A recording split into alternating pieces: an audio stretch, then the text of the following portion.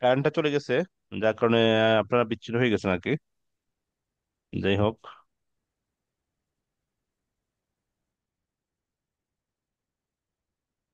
দেখা যাচ্ছে কি স্ক্রিন? একটু বলেন, স্ক্রিন দেখা যাচ্ছে?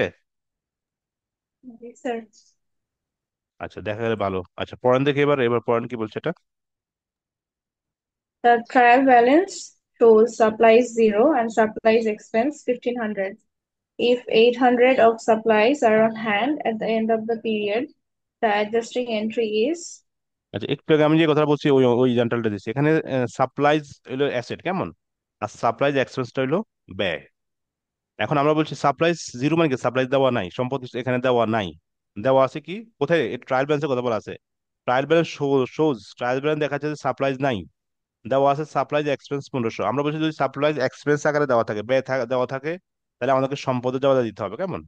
যদি এক্সপেন্স দেওয়া থাকে উল্টাটা দিতে হবে, মনে রাখবেন। এক্সপেন্স দেওয়া থাকলে সম্পদের জবাব দিতে হবে, আর যদি সম্পদ দেওয়া থাকে এক্সপেন্স জবাব দিতে হবে। এখানে দেওয়া আছে এক্সপেন্স, সাপ্লাইজ এক্সপেন্স। ব্যয় দেওয়া থাকলে কিছু জবাব দিব আমরা, সম্পদের জবাব দেওয়া, কেমন? এখন সাপ্লাইজ এক্সপেন্স ছিল 1500 টাকা, কেমন? এখন if 800 supplies are on hand at the end of the period, বলছে 800 সাপ্লাইজ হাতে রয়েছে, মানে সব খরচ করছে 1500, শেষে দেখতেছে 800 রয়েছে, তার মানে বাকিটা আমাদের কি রয়ে গেছে? সম্পদ হিসেবে রয়ে গেছে, কেমন? তাহলে জাবাদা দিতে হবে সম্পদের জাবাদা, কেমন? কিসের জাবাদা দিতে হবে? সম্পদের। তাহলে দিতে হবে সাপ্লাই ডেবিট 800 আর ক্রেডিট সাপ্লাই এক্সপেন্স 800, কেমন? মনে থাকবে? যদি এক্সপেন্স দেওয়া থাকে সম্পদ দেওয়া দিতে হবে, আর যদি অ্যাসেট দেওয়া থাকে এক্সপেন্স দেওয়া দিতে হবে, রিভার্স আর কি। আচ্ছা, এখানে ফিসকল ইয়ার বলা আছে।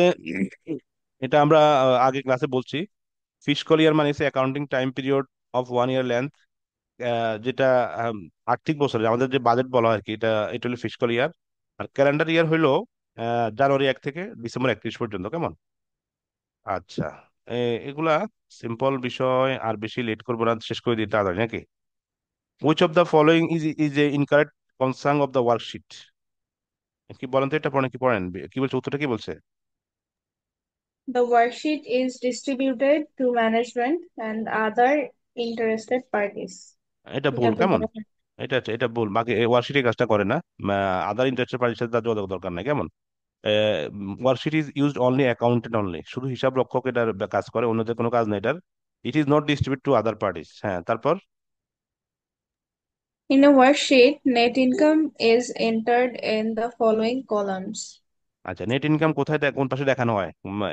ইনকাম স্টেটমেন্টে ডেবিট পেজে দেখানো হয়, আর ব্যালেন্স শিটে ক্রেডিট পেজে দেখানো হয়, কেমন? আমরা যখন ইনকাম স্টেটমেন্ট করি, আমরা ক্রেডিট পাশে আয়গুলো দেখাই আর ডেবিট পাশে ব্যয়গুলো দেখাই। যেমন আমাদের আয় আছে ধরুন 1000 টাকা, ব্যয় আছে 500 টাকা, তাহলে 1000 থেকে 500 বিয়োগ দিলে যেটা থাকে সেটা হচ্ছে আমাদের নেট ইনকাম। তার মানে আমরা ডেবিট পাশে দেখাই, এই যে আমি লিখেছি ছোট করে, কেমন? ক্রেডিট পাশে আমরা আয় খাতগুলো লিখি, ডেবিট পাশে ব্যয়গুলো, তো ডিফারেন্স যেটা থাকে সেটা আমরা ডেবিট পাশে বসাই। তার মানে ইনকাম স্টেটমেন্ট ডেবিট পাশে বসাই, আর ব্যালেন্স শিটে আমরা মূলধনের সাথে নেট ইনকামটা যোগ করি, এই জন্য ক্রেডিট পাশে বসে। তারপর? An account that will have a zero balance after closing entries have been journalized and posted is আচ্ছা, বলছে যে ক্লোজিং এন্ট্রির মাধ্যমে কোনগুলা জিরো ব্যালেন্স করা হয়, কেমন? জিরো ব্যালেন্স আমরা মনে নিব যদি যে ক্লোজিং এন্ট্রি মানে সমাপনী দাখিলা। তাহলে আমরা আয় ব্যয়গুলা কি করি আমরা? আয় ব্যয় উত্তোলন মানে অস্থায়ী হিসাবগুলোকে আমরা জিরো ব্যালেন্স করে ফেলি, কেমন? তার মানে এখানে আছে সার্ভিস, সার্ভিস রেভিনিউ, এটা একটা আয়, কেমন? বাকি আর কোনোটা আয় নাই এখানে। সার্ভিস, এক্সপেন্স এবং ড্রয়িংস, এই তিনটা জিনিসকে আমরা ক্লোজিং এন্ট্রির মাধ্যমে জিরো করে ফেলি, তার মানে উত্তর হবে সার্ভিস রেভিনিউ। তারপরে hmm when a net loss occurred. Income summary is net loss যদি হয়, নেট লস হলে income summary, income summary basically আমরা ওই যে ক্লোজিং এন্ট্রির কথা বলছি, এখানে ক্লোজিং এন্ট্রি জানাগুলো আলোচনা করতেছে, কেমন? ক্লোজিং এন্ট্রির মাধ্যমে আমরা ইনকাম সামারি দিয়ে আমরা হিসাব বন্ধ করে ফেলি। যেহেতু নেট লস হলে আমাদের মূলধন কি বাড়বে না কমবে? নেট লস যদি হয় মূলধন অবশ্যই কমে যাবে নাকি? যেহেতু মূলধন থেকে নেট লস বিয়োগ করতে হয়, এই জন্য মূলধন যদি কমে যায় তাহলে মূলধন ডেবিট করতে হবে, কেমন? ওনার্স ক্যাপিটাল ডেবিট আর ইনকাম সামারি ক্রেডিট। আমাদেরকে ইনকাম সামারি নিয়ে চিন্তা করতে হবে না, সবসময় চিন্তা করতে হবে যে অন্য পার্টটা কি করবো। যদি আমরা বলি আয় হিসাব বন্ধ করতে হয়, কেমন? তো আয় হিসাব বন্ধ করতে হলে আয় সবসময় ক্রেডিট পাশে বসে, তাহলে আমাকে বন্ধ করতে হলে আয়কে ডেবিট পাশে দিতে হবে, আর আরেকটা অ্যাকাউন্ট লাগবে, সেটা ইনকাম সামারি। এখানেও সেম, নেট লসের কারণে আমাদের মূলধন বাড়ে নাকি কমে? অবশ্যই কমে। যেহেতু মূলধন কমে এই জন্য ওনার্স ক্যাপিটাল হবে ডেবিট, আর আরেকটা অ্যাকাউন্ট যে ক্রেডিট দরকার সেটা হচ্ছে ইনকাম সামারি, তাহলে ইনকাম সামারি ইজ ক্রেডিট। আচ্ছা, এরপরে দেখেন কি লেখা আছে, পড়েন। The closing process involves separate entries to close expenses, drawings, revenues, income summary. The correct sequencing of the entries is হুম, এখানে যে ক্লোজিং এন্ট্রি দিব আমরা, সিরিয়ালে কোনটা দিব? প্রথমে দিব আমরা রেভিনিউ, আয়ের জন্য, কেমন, আয়। তারপর দিব এক্সপেন্স, 1 নাম্বার। তারপর দিব কি, ইনকাম সামারি। তারপর দিব ড্রয়িংস। উত্তরণটা কই? হ্যাঁ, এই যে। তার মানে 3 1 4 2, এগুলা পরীক্ষায় আসবে না, এটা এগুলা জাস্ট আপনাকে প্র্যাকটিস করাচ্ছে আর কি, কেমন। প্র্যাকটিসের জন্য আমাদের ওই বইটাই বেস্ট। জাস্ট এখানে ইংলিশ টার্ম দেওয়া আছে, যেখানে আমরা সিরিয়ালে যদি প্রথমে রেভিনিউ দেওয়া দিব, তারপর এক্সপেন্স দেওয়া দিব, তারপর ইনকাম সামারি দিব, তারপর ড্রয়িং দিব, তারপর আসেন। which type of accounts will appear in the post-closing trial balance? Post Permanent. Close account, closing entry দ্বারা তো আমরা অস্থায়ী হিসাবগুলো বন্ধ করে দিব। অস্থায়ী হিসাবে হচ্ছে আমাদের জানেন 3টা। একটা হচ্ছে রেভিনিউ, আর একটা হচ্ছে এক্সপেন্স, আর একটা হচ্ছে ড্রয়িংস। এই 3টা হচ্ছে আমাদের অস্থায়ী হিসাব বা কি বলে, নামিক হিসাব বলে এগুলো, কেমন। এই 3টা হিসাবে অ্যাকাউন্ট আমরা ক্লোজিং এন্ট্রি দিয়ে বন্ধ করে দিব। আর পোস্ট ক্লোজিং এ তাহলে কোনগুলো যাবে? যেগুলো ফিক্স পার্মানেন্ট বা রিয়েল অ্যাকাউন্টস, কেমন, সেগুলো যাবে। আচ্ছা, তারপর কি বলছেন? All of the following are required steps in the accounting cycle, except worksheet. preparing worksheet the account, wash. এটা অ্যাকাউন্ট সেক্টরের অংশ না, কেমন। আচ্ছা, কি পড়েন, এটা দেখি কি বলছে এখানে। তো এখানে চাইছে আচ্ছা, হচ্ছে এটা, incorrect. আচ্ছা হ্যাঁ, এত ইয়ে না, এত সবগুলো দেখলাম। হ্যাঁ, পড়েন পড়েন, কি বলছে এটা। In a classified balance sheet, assets are usually classified using the following categories. আচ্ছা, অ্যাসেটস Current ব্যালেন্স শিটে 4 ভাগ করা যায়, কেমন। Current asset, long term investment, তারপর প্রপার্টি প্ল্যান্ট ইকুইপমেন্ট, পিপিই বলে। এরপর ইনটেনজিবল অ্যাসেট, চার চার ভাগে। 1 নম্বর হচ্ছে কারেন্ট অ্যাসেট, 2 নম্বর হচ্ছে লং টার্ম ইনভেস্টমেন্ট, 3 নম্বর হচ্ছে property plant and equipment, 4 number হচ্ছে ইনটেনজিবল অ্যাসেটস। এই 4 ভাগ ভাগ করা হয় আর কি অ্যাসেটটা, কেমন। দেওয়া আছে, এই যে আমি দিয়ে দিছি। 1 নম্বর হলো current asset, 2 number long term, 3 number হচ্ছে property plant and equipment, 4 number হচ্ছে ইনটেনজিবল অ্যাসেটস। এইভাবে সিরিয়ালে। Current assets are listed by liquidity, কেমন। কারেন্ট অ্যাসেট লিখিত করা হয় লিকুইডিটি ভিত্তিতে, এই জন্য আমরা ক্যাশটাকে সবার আগে লিখি আর কি। আচ্ছা, তারপরে, আচ্ছা, এখানে একই জিনিস, ক্লাসিফাইড ব্যালেন্স শিটের মধ্যে 4টা জিনিস থাকে: current asset, long term investment, property plant equipment, intangible assets. আর লাইবিলিটির মধ্যে কি থাকে? Current liabilities, long term liabilities, owner security, কেমন। তারপর, আচ্ছা, এখানে বলেন সহজ কি বলছে এটা। gross profit will result if sales revenue are greater than the cost of goods sold. Gross profit কিভাবে বের করবো আমরা? সেলস থেকে যদি কষ্ট গোসল বিয়োগ করি, তাহলে গ্রোস প্রফিট চলে আসবে। তারপর, Under a perpetual inventory system, when goods are purchased for resale by a company, তাহলে কি হবে? যদি বিক্রয়ের উদ্দেশ্যে ক্রয় করা হয়, কেমন, কি, কোন মেথডে? Perpetual inventory system. আমরা বলছি পারপেচুয়াল ইনভেন্টরি সিস্টেমে আমরা ক্রয়কে আমরা কস্ট হিসেবে দেখি, না দেখি অ্যাসেট হিসেবে দেখে, কেমন। এই জন্য এটাকে মার্চেন্টাইজ ইনভেন্টরি ডেবিট আর পার্চেজ অন অ্যাকাউন্ট ক্রেডিট, কেমন। আমাদের যদি পার্চেজ করতে হয় আমাদের ইনভেন্টরি, এখানে কিন্তু কস্ট বা পার্চেজ দেওয়া যাবে না, মার্চেন্টাইজ দিতে হবে, যেহেতু পারপেচুয়াল ইনভেন্টরি সিস্টেমে ক্রয়কে তারা ব্যয় হিসেবে না ট্রিট করে অ্যাসেট বা সম্পত্তি হিসেবে ট্রিট করা হয়। এই জন্য এখানে মূল বিষয় হচ্ছে মার্চেন্টাইজ ইনভেন্টরি ডেবিট করতে হবে, কেমন। তো আচ্ছা, এখানে তো দাস। উল্টা বলছে হ্যাঁ, পারচেস অন অ্যাকাউন্ট মানে বাকিতে কেনা ক্রয় করলে ডেবিট। ডেবিট ডেবিট করতে হবে মার্চেন্টাইজ ইনভেন্টরি আর কি। এটা ঠিক আছে তো, মজুত পণ্য আর কি, বুঝলেন নাই? না স্যার, মানে এটা তো যদি অ্যাসেট বাকিতে ডেবিট করতে। বাকিতে ক্রয় করা হয়, কেমন। ক্রয় করলে আমরা আমরা এমনিতে ক্রয় করলে ক্রয় হিসাব ডেবিট, প্রদ হিসাব ক্রেডিট করি, কেমন। এখানে মূল বিষয়টা জানতে চাইছি যে when goods are purchased for resale by a company, যখন কিনে হয় তাহলে যাওয়া দেওয়া হয়েছিল ক্রয় হিসাব ডেবিট। আর যেহেতু বাকিতে, তাহলে অ্যাকাউন্টস পেয়েবল বা প্রদ হিসাব ক্রেডিট, কেমন। বাট যেহেতু এখানে পারপেচুয়াল ইনভেন্টরিতে আমরা ক্রয় লেখা যাবে না, লিখতে হবে মার্চেন্টাইল ইনভেন্টরি। এখন এখানে জানতে চাইছি ডেবিট পাস কোনটা হবে?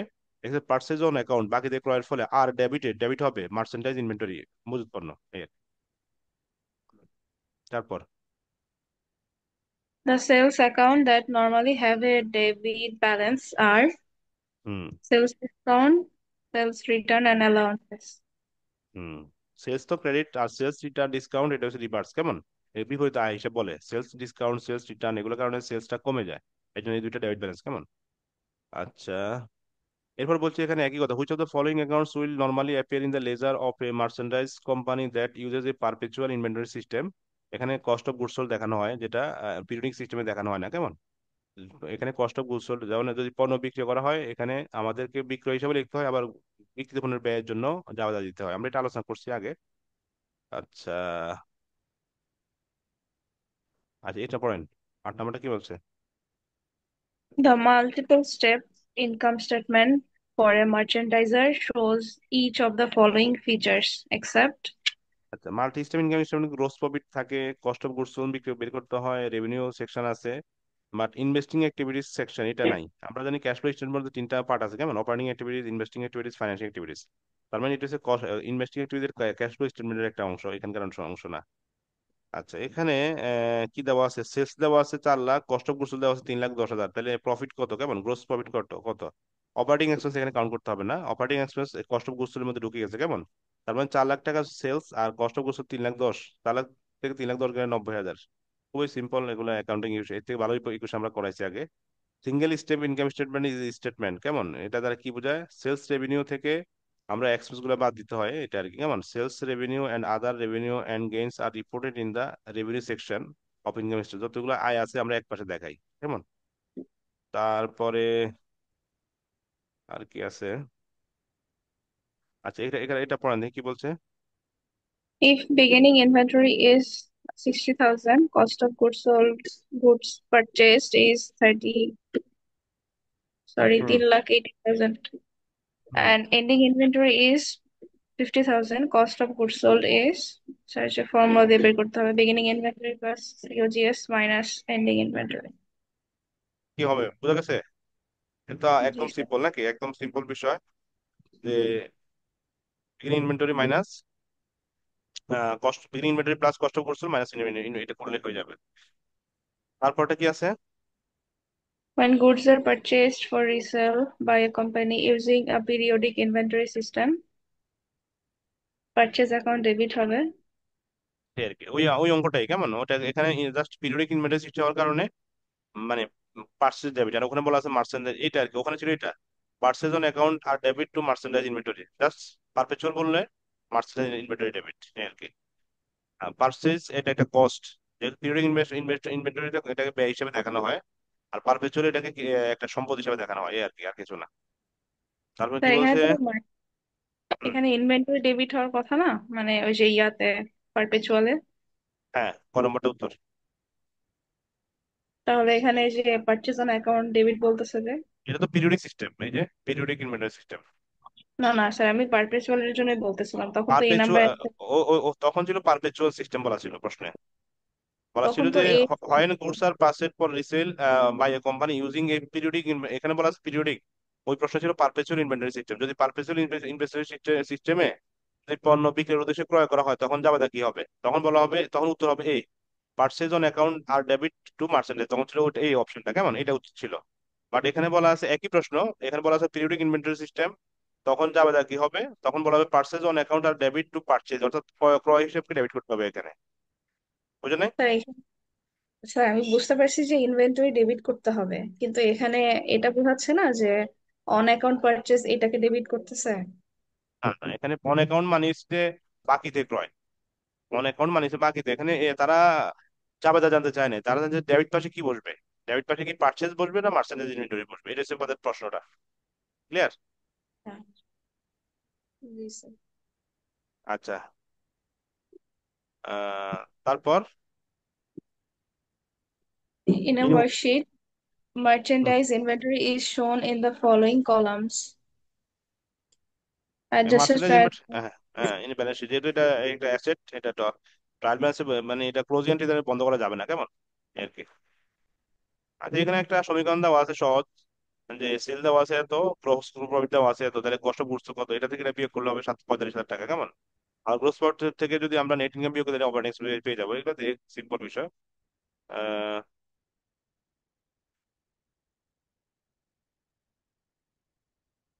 এখানে ওই প্রশ্নটাই আসছে, রাইজিং প্রাইসের সময় পিপুল ইকুইটি অঙ্ক, এগুলো আলোচনা করছে, ওগুলো দেখেন একটু।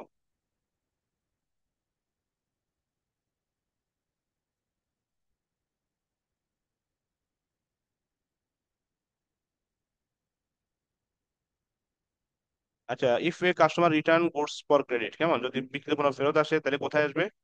বিক্রি পরে যাওয়া যায়, এখানে কিন্তু বিক্রি পরে যাওয়া অপশনে নাই, তার মানে জেনারেল লেজারে যাবে, কেমন।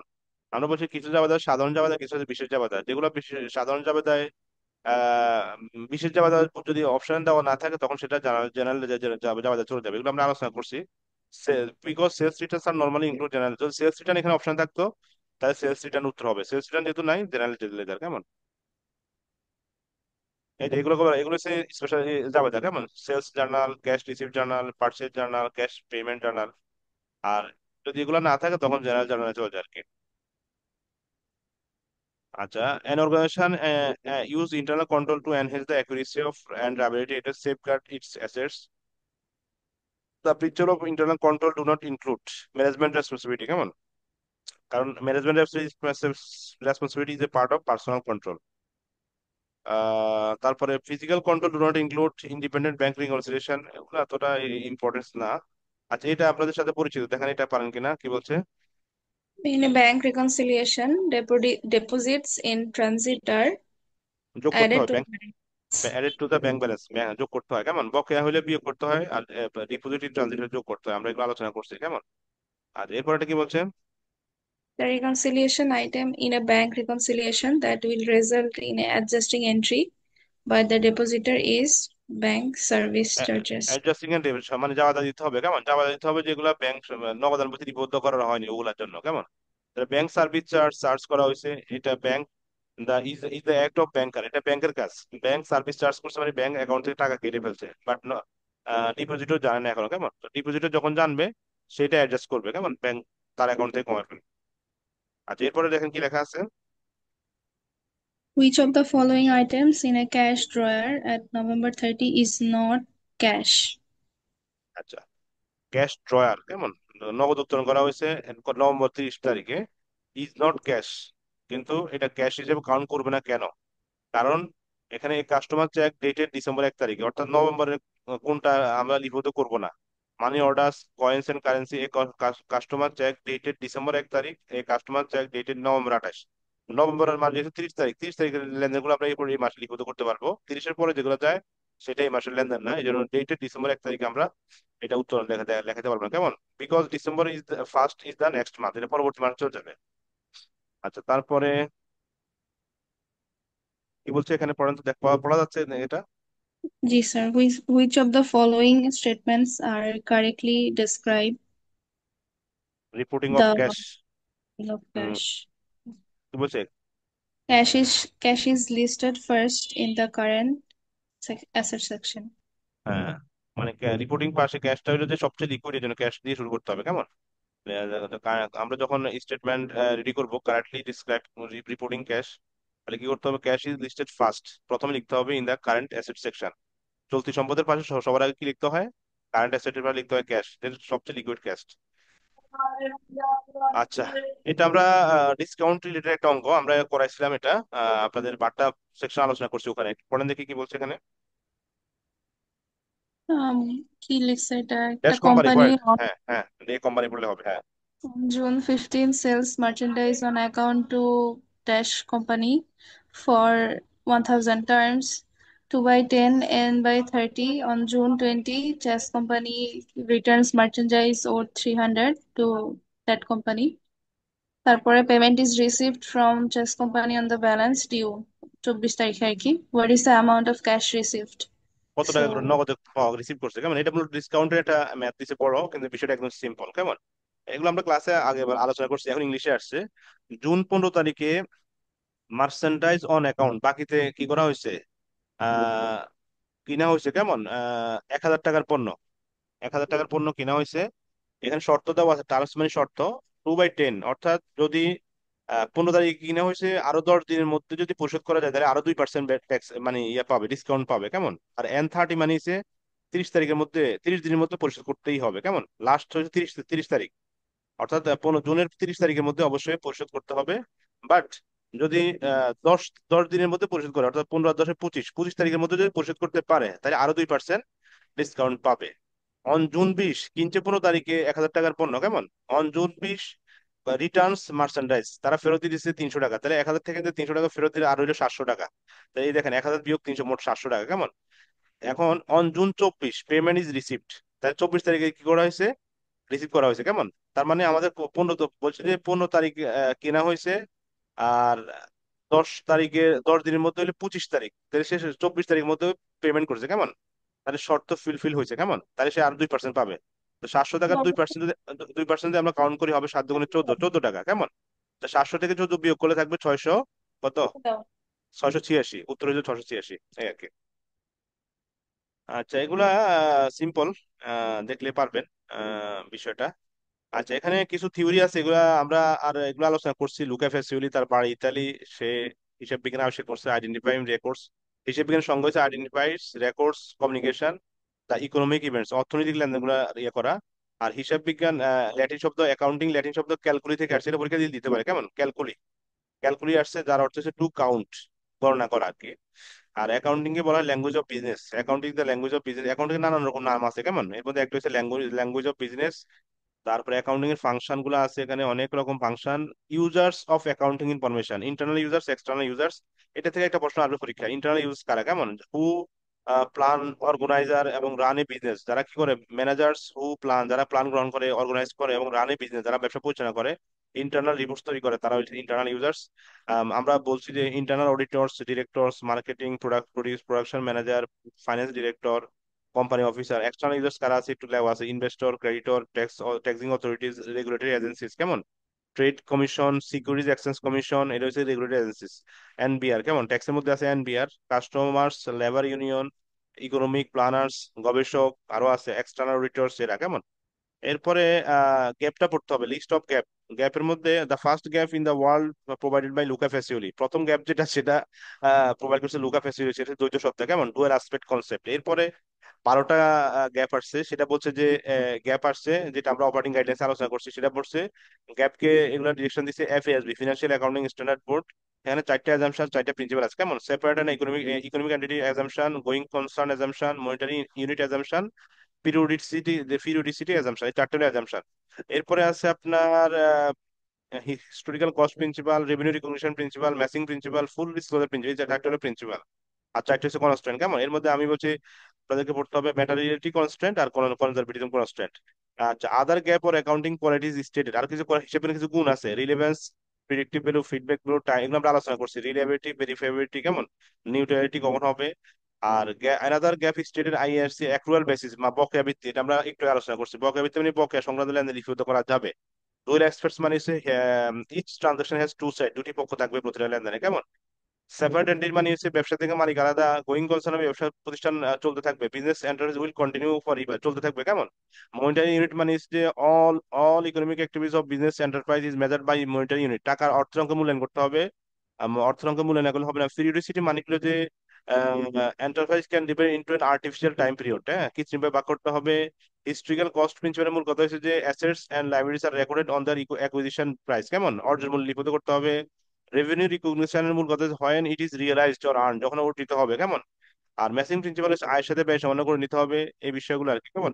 আচ্ছা, এখানে একটা বিষয় আছে profession of accounting. Accounting profession 3 ভাবে ভাগ করা যায়, public accounting, private accounting are not profit accounting.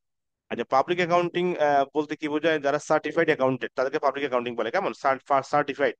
যেমন সার্ভিসের জন্য আমরা ডক্টর বলি, তারা একজন সার্টিফাইড, লয়ার তারা একজন সার্টিফাইড কেমন, এরকম।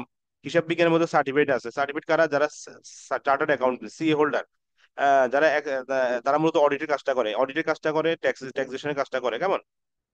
তাইলে তারা কি করে, চার্টার্ড অ্যাকাউন্টেন্ট, তারা express an opinion, fairness of presentation of financial statement, তারা এগুলোর বিষয়ে আপনার স্বাধীন মতামত প্রদান করে কেমন? তাহলে পাবলিক অ্যাকাউন্টস বলতে কি বোঝায়, অডিটিং, ট্যাক্সেশন কেমন। ম্যানেজমেন্ট কনসাল্টিং, এটাও high tech research and development project, এটা হলো পাবলিক অ্যাকাউন্টিং। আর প্রাইভেট অ্যাকাউন্টিং হলো যে তারা এক্সপার্ট না, মানে সার্টিফাইড না, but expert.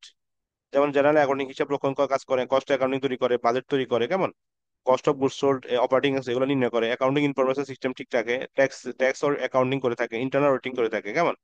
R non profit organisation কিছু আছে, যারা সাউন্ড ফিনান্সিয়াল রিপোর্ট তৈরি অ্যান্ড কন্ট্রোল করে, Ibn Sina trust, Ford Foundation, Red Cross কেমন, রেড ক্রিসেন্ট, এই ধরনের প্রতিষ্ঠানগুলা। আচ্ছা, রেকর্ডিং প্রসেসের মধ্যে 3টা পার্ট আছে, অ্যানালাইজিং ট্রানজেকশন, তারপরে আছে ট্রানজেকশন ইন দ্য জার্নাল, অর্থাৎ জাবেদাভুক্তকরণ, transfer journal information to the ledger, অর্থাৎ খতিয়ানের স্থানান্তর কেমন। অ্যানালাইজিং ট্রানজেকশন, তারপর জার্নাল, তারপর লেজার, এই তিনটা হলো রেকর্ডিং প্রসেস। এরপরে হিসাব বিজ্ঞান তিনটা পার্ট হচ্ছে debit pass, normal balance, assets, expense, drawings, এই তিনটা ডেবিট পাস, আর লাইবিলিটিস, রেভিনিউ, ক্যাপিটাল, এটা হচ্ছে ক্রেডিট পাস। কেমন? তারপরে আর কি আছে, the steps of accounting cycle, এটা আছে মোট 9টা। কেমন? প্রথম ধাপ হচ্ছে অ্যানালাইজিং দ্য বিজনেস ট্রানজাকশন, লেনদেন চিহ্নিতকরণ, তারপরে জার্নালাইজ দ্য বিজনেস ট্রানজাকশন, জাবেদাভুক্তকরণ, তারপর খতিয়ানের স্থানান্তর, লেজার অ্যাকাউন্টস, খতিয়ানের পরে প্রিপার ট্রায়াল ব্যালেন্স, তারপরে অ্যাডজাস্টিং এন্ট্রিজ, তারপরে অ্যাডজাস্ট ট্রায়াল ব্যালেন্স, এরপর প্রিপার financial statement, closing entries, pre close. এখান থেকে একটা প্রশ্ন আপনাদের পরীক্ষা থাকতে পারে। কেমন? প্রথম ধাপটা জানবেন, সবচেয়ে এক্সাম আপনাদের বইতে আছে, যে বইটা আছে ওটা দেখলে হবে। তারপরে আছে পিরিয়ডিক জার্নাল এন্ট্রি, পিরিয়ডিক, আর আরেকটা আছে পারপেচুয়াল। কেমন? পিরিয়ডিকের পার্সেস করলে এটাকে ক্রয় হিসাবে দেখানো হয়, এটা একটা খরচ হিসেবে দেখানো, পার্সেস ডেবিট, ক্যাশ ক্রেডিট। আর পারপেচুয়ালে এটাকে খরচ হিসেবে না দেখে চলতি সম্পদ হিসেবে দেখানো হয়, যেমন মার্চেন্টাইজ, ইনভেন্টরি, ডেবিট, ক্যাশ ক্রেডিট। কেমন? এই হইলো আমাদের আজকের কাইসুকিমেলের বই, শেষ করে দিলাম। কেমন? আর আপনারা বই থাকলে একটু দেখবেন। এই হইলো আমাদের অবস্থা। আর কোনো প্রশ্ন আছে?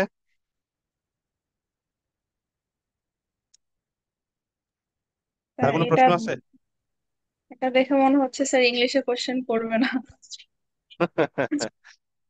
না, একই, আপনারা যে প্রশ্ন প্র্যাকটিস করছেন ওখান থেকে, এর থেকে এগুলো অনেক সহজ, তাই না? একদম সিম্পল বিষয়। এই আর কি, একটু আপনাদের ভয় কাটানোর জন্য একটা ব্যবস্থা নিলাম আর কি। আর কারেন্ট চলে যাওয়ার কারণে নাহলে একটা ভিডিওতে হয়ে যেত। তা আপনারা প্র্যাকটিস করেন। কেমন? আর শেষ করে দিই। আর কোন প্রশ্ন আছে? স্যার আমরা যদি এই বইটা স্কিপ করতে চাই তাহলে কি খুব বেশি ক্ষতি হবে? আমার মনে হয় না। Okay sir.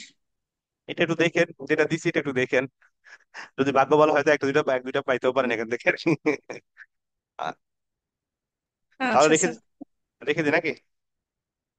জি স্যার। আচ্ছা, আসসালামু আলাইকুম।